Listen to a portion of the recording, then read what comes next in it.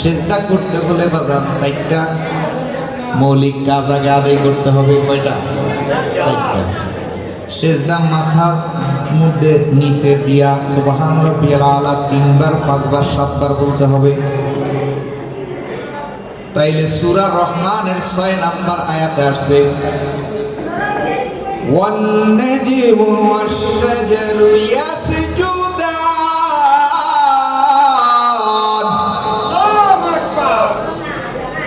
ও বাবা, এই আয়াতের তাফসীর হলো গাছ, তরুলতা, চন্দ্র আদি সবাই সিজদারত অবস্থায় আছে। কি অবস্থা আছে? তাহলে সূর্য কোনদিন আকাশ থেকে এসে জমিনের উভিতে সিজদা দিছে? আম গাছটা পাকা হয়ে এভাবে সিজদা দিছে? নারকেল গাছটা এভাবে পাকা হয়ে সিজদা দিছে? না। তাহলে সিজদার শব্দের অর্থ কি?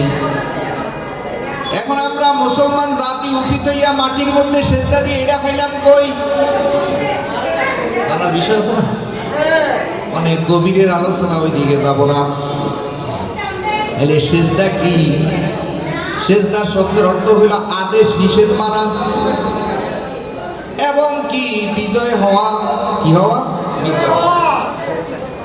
তাহলে উফিত হইয়া আমাদের পায়ের মধ্যে চুমা দেয়, বন্ড মোল্লার গোষ্ঠী অপপ্রচার করে আমাদেরকে নাকি সিজদা করে, আমাদেরকে নাকি। কিন্তু সিজদার মালিক কে? আল্লাহ। সিজদার মালিক তাইলে আমরা কি আল্লাহ নেই? তাইলে এই কৌশলে মোল্লার গোষ্ঠী আমগরে আল্লাহ বানাইতে আছে মানুষের কাছে কালার করার জন্য। আমগরে কি বানায়? আল্লাহ বানায় আমাদেরকে। ওরাই বানায়। ওরা কয় শিরক করা যাবে না আল্লাহর সাথে, আর আমাদের ভক্তরা আমাদের পায়ে চুমা দেয়, হেরা কয় আমগরে সিজদা করে। তাহলে সিজদার মালিক যদি আল্লাহ হয়, তাইলে তো আমার পায়ে চুমা দেওয়ার পরে তুমি যে কইতেছো আমারে সিজদা দিছে, তার মানে আমি আল্লাহ হয়ে গেলাম। এদের বাটফারি ধরা অনেক কঠিন। তাইলে আমার কথা, মূল কথা হলো যেই কাজে বাধা আসে সেটা আল্লাহর কাজ। আমরা যখন ধর্মীয় কোনো কাজ করি তখন মোল্লার গোষ্ঠী, ইয়াজিদের গোষ্ঠী বাধা দেয়, তার মানে আমরা আল্লাহর কাজ করি। আমরা আর তাদের কাজে কোনো বাধা নাই, তাদেরকে আমরা বাধা দিতেও চাই না, হিংসাও করি না, ঘৃণাও করি না। তাইলে তাদের এসব কাজ আল্লাহর কাজ না। তাইলে আমরা আল্লাহর কাজ করলে বাধা আসে। কি আসে? এবারে আসেন সূরা লোকমান আয়াত নাম্বার ৮৬। আল্লাহ বলতেছে ওয়ানাজ্জিনা বিরহমাতিকা মিনাল কওমিল কাফিরিন। সুবহানাল্লাহ, আলহামদুলিল্লাহ। আল্লাহ কয় কাফেরেরা আল্লাহর রহমত থেকে বঞ্চিত। কারা? কাফেররা। এখন আল্লাহর রহমত কোথায়?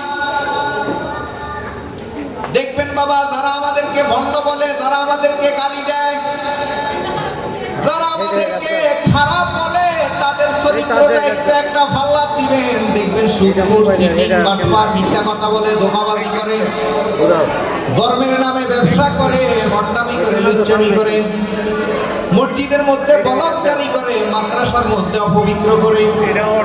যারা আমাদেরকে ভণ্ড বলে, কাফের বলে, তাদের চরিত্র হইল এগুলা, তারা কাফের। আল্লাহ কোরআনের সূরা লোকমানের ৮৬ নাম্বার আয়াতে বলতেছে ওয়ানাজ্জিনা বিরহমাতিকা মিনাল কওমিল কাফিরিন। যারা কাফের তারা আল্লাহর রহমত থেকে বঞ্চিত। এখন আল্লাহর রহমতটা কোথায়?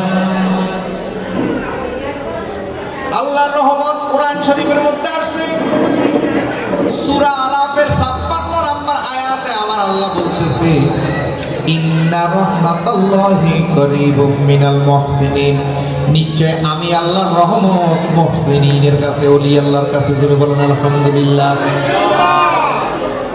তাহলে বাবা কোরআন শরীফ আসছে মুমিনরা কাউরে নিন্দা করে না, তাই আমরা আশিকরা কাউকে নিন্দা করি।